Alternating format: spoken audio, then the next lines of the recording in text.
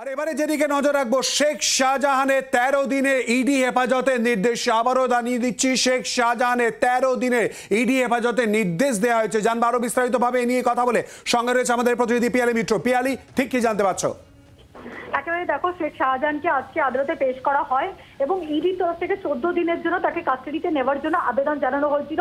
এবং মূলত সেক্ষেত্রে তাদের যেটা বক্তব্য ছিল যে কেন শেখ শাহজাহানকে তারা কাস্টাডিতে চাইছেন, সেখানে ইডির যেটা সাবমিশন ছিল যে এই শেখ শাহজাহান সন্দেশখালী অঞ্চলে একটা কার্যত একটা সিন্ডিকেট চালায়, যেখানে বিভিন্ন আদিবাসী মানুষদের জমি ভেরি সেগুলো দখল করে দেওয়া হতো।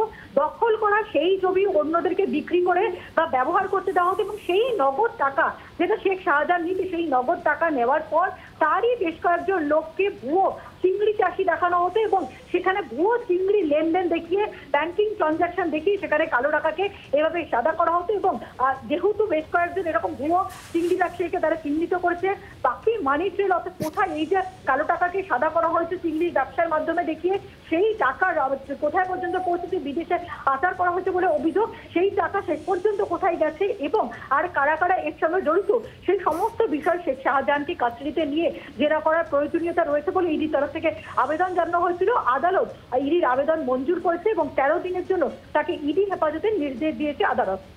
ধন্যবাদ পিয়ালি। কথা বললাম আমাদের প্রতিনিধি পিয়ালি মিত্রের সঙ্গে। পিয়ালি জানিয়ে দিল 13 দিনে ইডি হেফাজতের নির্দেশ শেখ শাহজাহানকে।